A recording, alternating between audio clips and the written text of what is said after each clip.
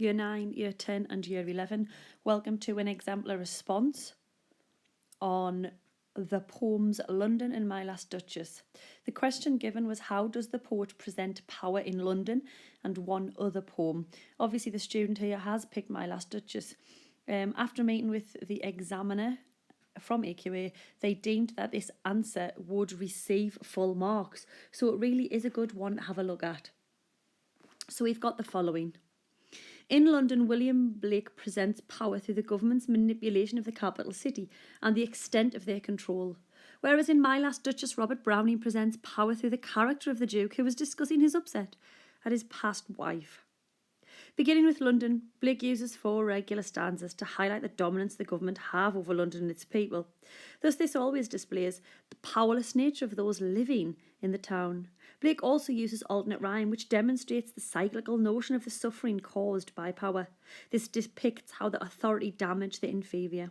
In addition, Blake uses iambic tetrameter to create an underlying sombre tone. By doing this, Blake outlines the evil of the power and the powerless people longing to be free from others' control. Arguably, Blake uses a volta at the conjunction and determiner, but most. The poem progressively worsens throughout, and by establishing the sinister tone in the final stanza, Blake shows the significance of the consequences of power. On the other hand, Robert Browning uses 1 regular stanza in My Last Duchess, which signifies the Duke's arrogance because of his belief that he holds all power.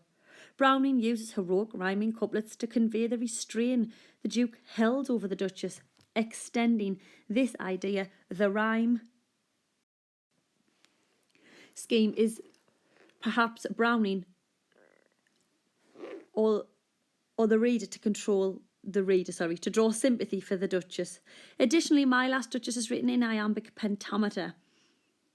One interpretation of this is Shakespearean, which means it is the poet's way of having the character manipulating the reader. Another would be that it is to imply that the Duke has a sarcastic tone, as he is ignorant of the pain his power has caused.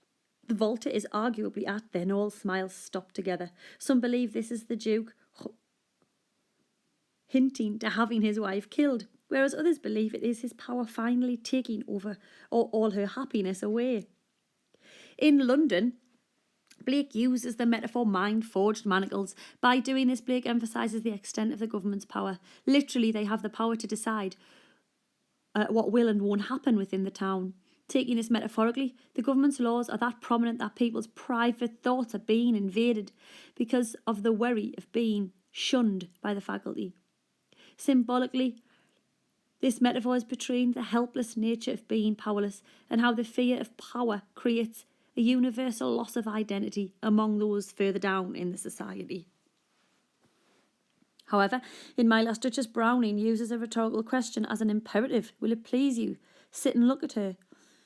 Immediately, Browning indicates that the Duke is sure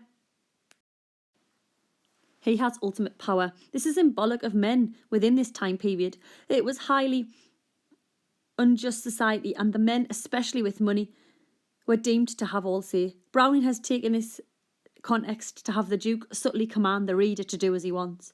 By doing this, Browning is solidifying the belief that the Duke is blinded by power and foreshadows the intense consequences of his actions.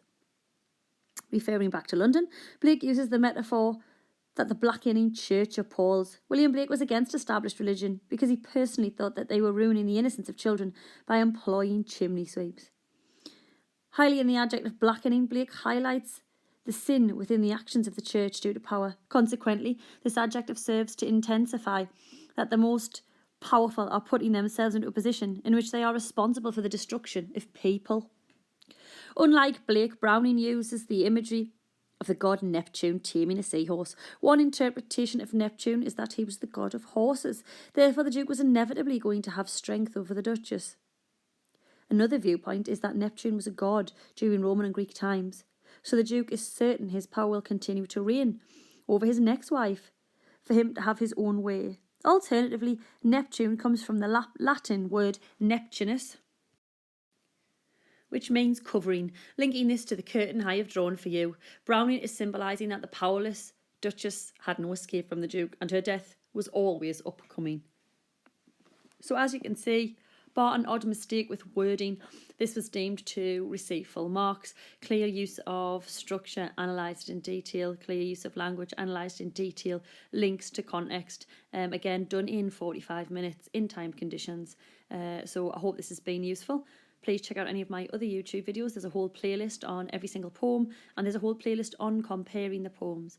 Massive good luck in your English literature exam.